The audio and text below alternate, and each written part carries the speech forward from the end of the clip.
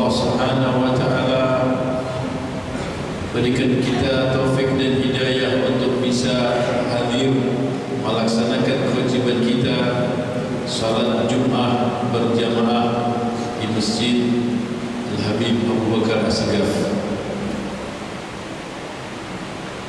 Dan kita juga bersyukur kepada Allah bahwa kita masih diberi kesempatan umur untuk menemui bulan Rabiul Awal, bulan dilahirkannya manusia terbaik, bulan dilahirkannya pimpinan seluruh makhluk-makhluk yang ada, pimpinan para rasul, pemimpin para anbiya, pemimpin para aulia dan para salihin, yang dengan mengikuti jalan hidupnya lah kita akan selamat dan bahagia di dunia ini dengan di akhirat, yaitu kelahiran junjungan kita Nabi Agung Muhammad sallallahu alaihi wasallam.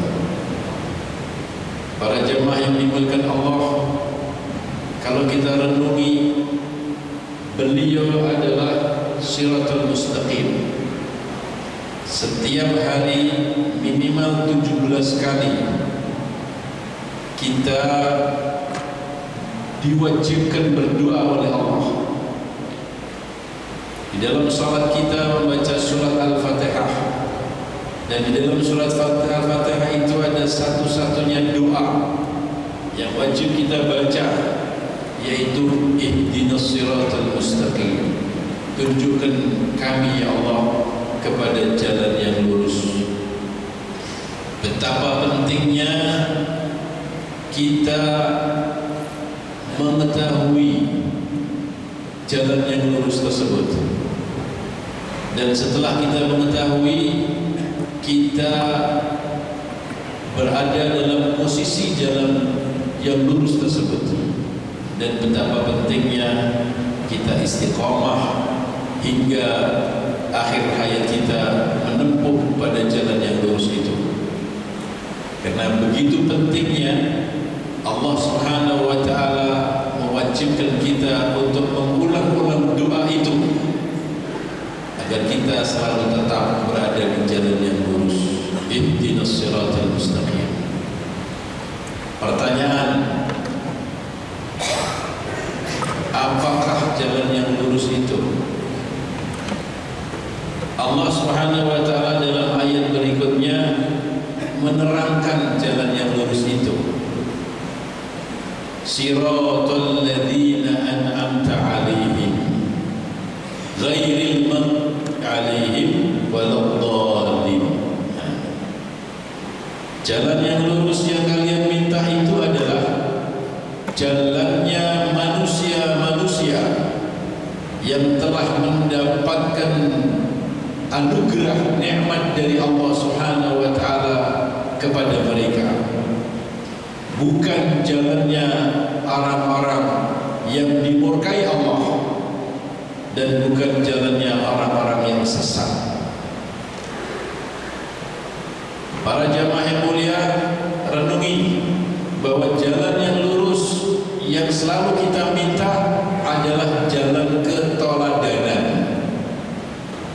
sehingga disebut oleh Allah jalannya orang-orang, jalannya manusia, yang manusia itu kriterianya beliau-beliau itu telah mendapatkan nikmat yang agung dari Allah Subhanahu wa taala. Siapa manusia-manusia itu yang menjadi top model kita, yang harus kita jadikan sebagai tauladan, kiblat dalam hidup kita? Dan barang siapa yang punya kiblat selain beliau-beliau tersebut, maka tentunya mereka adalah orang-orang yang salah jalan alias tersesat, akan menyesal di dunia, menyesal di kuburan, menyesal di titian sirat, dan menyesal nanti di akhirat, wa'iyadzubillah, dalam neraka jahanam. Siapakah orang-orang yang sudah mendapatkan kenikmatan dari Allah Subhanahu wa taala, yang kita mintai, kita doa kepada Allah untuk menteladani dan berada dalam posisi mereka? Allah berfirman di dalam ayat yang lain menerangkan beliau-beliau tersebut. A'udzubillahi minasyaitonir rajim. Wa may yuti'illahu wa rasulahu fa ulaika ma'al ladzina an'ama Allah 'alaihim minan nabiyyina was-siddiqina wasyuhada was-salihin fa hasuna ulaika rafiqa. Barang siapa yang taat kepada Allah dan Rasul-Nya, maka orang itu akan bersama dengan orang-orang yang telah mendapatkan kenikmatan Allah atas mereka, yaitu golongan para nabi, golongan para siddiqin, golongan para syuhada, dan golongan para salihin. Dan mereka itulah sebagus-bagus kawan setia.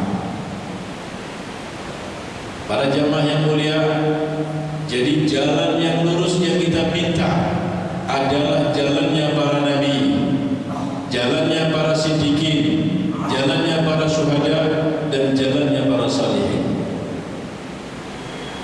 Dan ketahuilah bahwa keempat-empat itu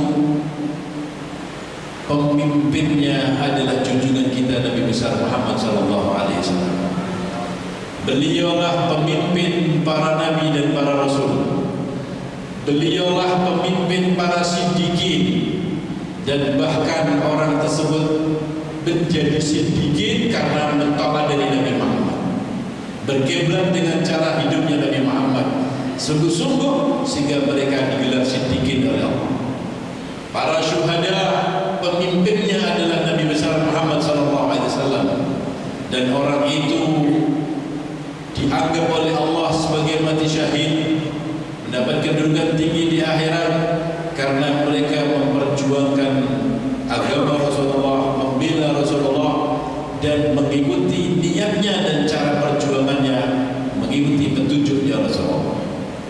Kemudian para salihin, tidaklah seorang menjadi orang soleh kecuali karena mereka menteladani Rasulullah dan mengikuti tuntunan Nabi Muhammad SAW, sehingga dia disebut orang yang soleh. Maka untuk itu para jamaah yang mulia, bisa kita simpulkan bahwa jalan yang lurus itu sebenarnya adalah beliau Nabi besar Muhammad SAW. Nabi besar Muhammad SAW, sebagian ulama mengatakan beliaulah siratal mustaqim yang dimaksudkan. Jamaah yang dimuliakan Allah, maka tidaklah akan kita mendapatkan kejayaan dan kebahagiaan yang hakiki kecuali kita jadikan Nabi besar Muhammad SAW sebagai kiblat kita, sebagai tauladan kita, sebagai manusia yang harus kita ikuti dari ajarannya, dari akhlaknya, dari sifat-sifat mulianya dan adab-adabnya. Jamaah yang dimuliakan Allah Subhanahu wa taala, belilah pemimpin yang sejati, belilah manusia yang paling dicintai oleh Allah, belilah manusia yang paling terhormat di sisi Allah. Bahkan sebagian disebutkan dalam hadis, diciptakannya surga, diciptakannya neraka, diciptakannya alam semesta karena Allah Subhanahu wa taala menciptakan Nabi besar Muhammad sallallahu alaihi wasallam. Disebutkan Allah berfirman di dalam Al-Quran, "Wa ma arsalnaka illa rahmatan lil alamin." Beliau bersabda, "Ana rahmatul muhda." Akulah rahmat Allah yang dihadiahkan kepada kalian. Tidaklah aku utus engkau wahai Muhammad kecuali engkau sebagai pembawa rahmat untuk alam semesta. Kalau disebutkan dalam hadis bahwa orang itu masuk surga dengan rahmatnya Allah, tidak bukan karena dengan amal kita. Karena kalau hitung-hitungan dengan amal kita terlampau kecil. Mungkin amal kita ini untuk menebus dosa-dosa kita kurang. Apalagi amal kita untuk menebus nikmatnya Allah. Tentunya nikmat Allah tidak terbayar dengan amal kita. Sedang kita masuk surga dengan apa? Kita masuk surga dengan rahmatnya Allah. Dan siapa rahmatnya Allah Subhanahu wa taala? Rahmatnya Allah adalah Rasulullah SAW. Kalau disebutkan di dalam Al-Quran, Qul bifadlillahi wa birahmatihi wa bidzalika falyafrahu huwa khairum mimma yajma'un. Katakanlah wahai Muhammad, dengan karunia-Nya Allah dan dengan rahmat-Nya Allah, untuk itu hendaknya kalian berbahagia. Maka para mufassirin mengatakan fadlullah adalah Al-Quran dan rahmatullah adalah Rasulullah SAW. Maka kita akan masuk surga apabila kita mengintil dan berada di belakangnya Nabi besar Muhammad SAW, karena beliau sebenarnya adalah rahmatnya Allah untuk alam semesta. Para jamaah yang dimuliakan Allah Subhanahu wa taala, mari kita sambungkan diri kita kepada Nabi Muhammad SAW sambungan yang sekuat-kuatnya. Tidaklah ada orang yang mulia, yang hakiki mulia di sisi Allah kecuali karena mereka bersambung dengan Nabi Muhammad. Para nabi dan para rasul mulia karena mereka bersambung dengan Nabi Muhammad. Di dalam ayat-ayat suci Al-Quran disebutkan para nabi dan para rasul itu sebelum diutus oleh Allah di muka bumi ini sudah dijanjikan oleh Allah untuk menolong Rasulullah dan untuk beriman dengan Nabi Muhammad SAW, dan disumpah untuk itu. Kemudian mereka mengambil sumpah. Maka tidak ada satu nabi pun dan rasul yang diutus di muka bumi ini kecuali mereka memberi kabar gembira kepada umatnya akan datangnya seorang nabi akhir zaman yang namanya Ahmad. Itulah bentuk pertolongan mereka atau setia mereka kepada Nabi Muhammad SAW agar mereka ada sambungan dengan Nabi Muhammad. Demikian pula para jamaah mulia, manusia yang bukan nabi dan rasul mulia di sisi Allah adalah sahabat-sahabat Nabi. Kenapa sahabat Nabi itu mulia? Satu-satunya sebab karena mereka itu berjumpa dengan Nabi Muhammad, beriman dengan Nabi Muhammad, dan meninggal dunia dalam keadaan beriman. Walaupun mereka masih bayi, sudah berjumpa dengan Nabi Muhammad, kemudian balita Rasulullah wafat, maka orang itu tetap dianggap sebagai sahabat. Dan orang itu mulianya mengalahkan semua wali-wali Allah yang ada di jagat raya ini. Kenapa? Karena berhubungan langsung dengan nur nubuwah, maka orang itu jadi sahabat.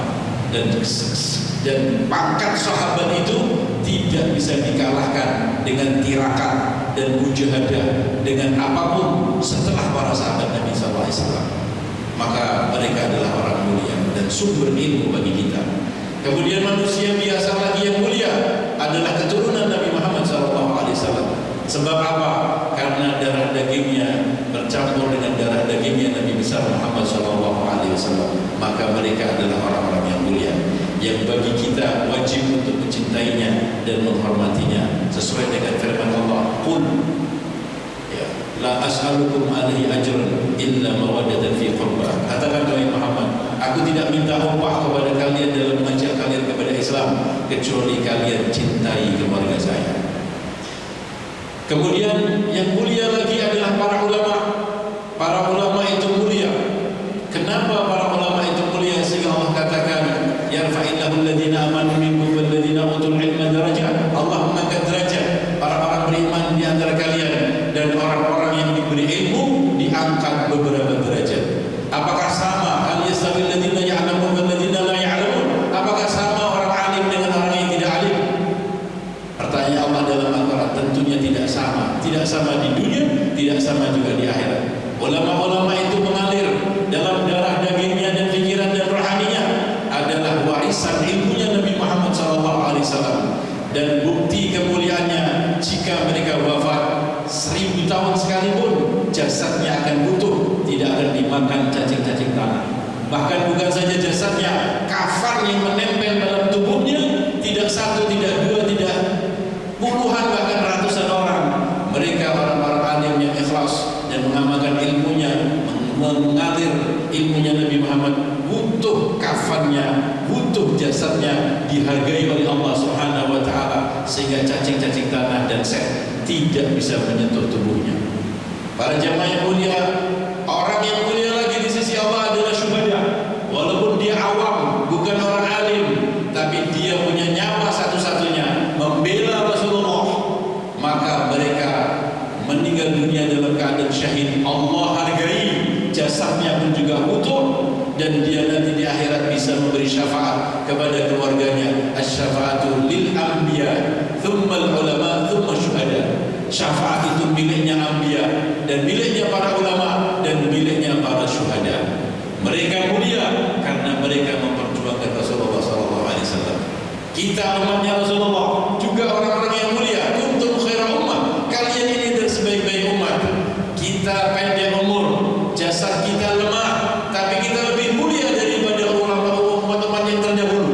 Kalau Nabi Nuh alaihissalam berdakwah alfu ila khamsina ama, 1000 kurang 50 tahun, 950 tahun dakwahnya Nabi Nuh, berarti umur beliau adalah ribuan tahun.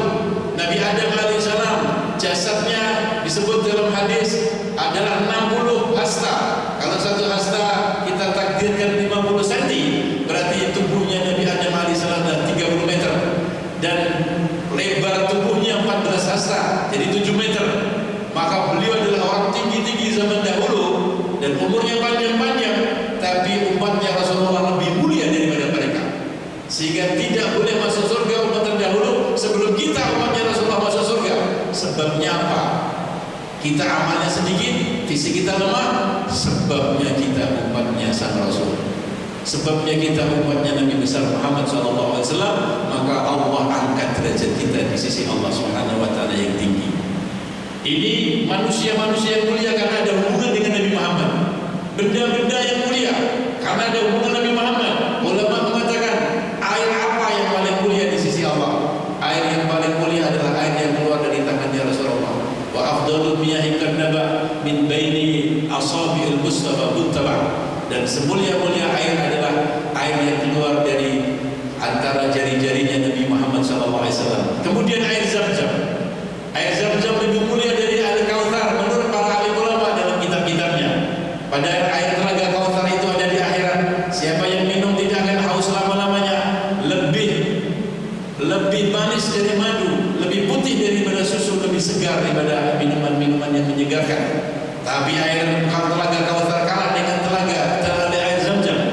Ulama mengatakan kenapa air Zam-Zam lebih mulia? Karena air Zam-Zam, sumur Zam-Zam pernah dibuat mandi Rasulullah 2 kali. Ketika beliau umur 2 tahun dan ketika beliau mau Mi'raj, dimandikan di dalam sumur Zam-Zam. Maka sumur Zam-Zam nempel dengan tubuhnya Rasulullah, kekasih Allah, langsung naik pangkatnya mengalahkan telaga Kautsar. Demikian pula para jamaah yang mulia, tanah yang paling mulia di seluruh alam semesta. Menurut para ulama, tanah apa? Tanah yang menempel jasadnya Rasulullah, yang memeluk tubuhnya Rasulullah dalam kuburannya di Madinah, itu adalah tanah yang paling mulia, mengalahkan daripada Ka'bah dan tempat-tempat yang lain. Demikian pula para jamaah mulia, di Ka'bah ada satu batu hitam yang namanya Hajar Aswad. Itu Hajar Aswad dibuat rebutan manusia sejagat. Di mana orang datang ke Ka'bah, salah satu cita-citanya adalah mencium Hajar Aswad. Walaupun dia pejabatkah, rakyatkah, kayakah, miskinkah, akan selalu menyita-nyitakan dirinya untuk mencium Hajar Aswad. Kenapa batu hitam itu dibuat rebutan orang? Karena satu-satunya sebab, karena Hajar Aswad itu pernah dicium Rasulullah. Karena Rasulullah pernah menempelkan hidungnya dan mulutnya di Hajar Aswad, maka seluruh manusia sejagat ingin meniru Nabi Muhammad SAW. Itu benda mulia karena ada hubungan dengan Rasulullah. Musola yang ada di pojokan kampung secara materi lebih murah dibandingkan mal-mal yang ada di Semarang, tapi itu musola yang murah harganya lebih mulia di sisi Allah daripada mal tersebut. Kalau kita berjalan dari rumah kita menuju musola, membuat malaikat sibuk untuk mencatat langkah kita. Satu langkah akan menggugurkan dosa dan satu langkah akan mengangkat derajat kita. Jika kita mati dalam perjalanan itu, mati kita adalah husnul khatimah. Apalagi kita mati di dalam musola, maka kita akan mati dalam keadaan husnul khatimah. Beda kalau kita mati di dalam mal. Ya, mesti belum tentu. Tapi kalau kita mati di tempat itu, mulia di sisi Allah. Kenapa musola lebih mulia secara materi murah? Karena dia ada hubungan dengan Nabi Muhammad SAW. Situlah syariatnya Rasulullah. Di sebelah tempat sujud, disitulah tempat yang siapa yang masuk harus cepat sepatu, siapa yang masuk kalau sholat harus mencium karpet yang murah itu dengan sujudnya, kan kalau tidak sujud dia tidak akan diterima oleh Allah sholatnya. Para jamaah yang dimuliakan Allah, semua benda dan manusia mulia karena sebab Nabi besar Muhammad SAW. Maka renungilah, jika kita ingin mulia di sisi Allah, jika kita ingin selamat di sisi Allah Subhanahu wa taala, kuatkan sambungan kita kepada junjungan kita Nabi besar Muhammad SAW. Hidup kita sambungkan dengan Rasulullah, istri kita sambungkan dengan Rasulullah, anak kita sambungkan dengan Rasulullah, akhlak kita sambungkan dengan Rasulullah. Ya, kemudian seluruh apa yang bisa kita lakukan sambungkan dengan Nabi Muhammad SAW, maka hidup kita akan berharga. Tidur kita, jika kita sambungkan dengan Rasulullah, tidur kita ibadah. Jika kita tidak sambungkan dengan adab Rasulullah, dengan sunnahnya Rasulullah, tidur kita tidak ada pahala dan tidak ada dosa. Maka padahal tidur kita waktunya kapan? Kita tidur ini sepertiga dari 24 jam. Rata-rata orang tidur 8 jam. Maka kalau orang yang umurnya 60 tahun, waktu yang untuk tidur adalah sepertiga dari 60 tahun. Sepertiga dari 24 jam kali 60 tahun dia ada umur. Maka 20 tahun untuk tidur. Maka kalau tidur kita tanpa dengan sambungan Rasulullah, maka rapot kita kosong, tidak ada pahala dan tidak ada dosa. Maka mubadirlah 20 tahun, maka seluruh hidup kita sambungkan dengan Nabi Muhammad, maka kita akan mulia dunia dan akhirat, kita akan dikasihi Allah Subhanahu wa taala. Mudah-mudahan Allah Subhanahu wa taala berikan hidayah kepada kita, sadarkan kita untuk menyambung dengan kekasih kita yang mulia, manusia yang paling cinta dengan kita, manusia yang memperjuangkan kita nanti di akhirat, manusia yang sebagai petunjuk bagi diri kita, keselamatan kita dunia dan akhirat. Mudah-mudahan Allah Subhanahu wa taala kuatkan hubungan kita dengan Nabi Muhammad hingga akhir kematian kita. Amin ya rabbal alamin. Waqad qala Allah Ta'ala fi Al-Qur'an Al-Karim, ba'da a'udzu billahi minasyaitonir rajim, wal 'ashri innal insana lafi khusrin illa alladziina aamanu wa 'amilus shalihati wa tawassaw bil haqqi wa tawassaw bis sabr wa qul rabbi ighfir warham wa anta khairur rahimin.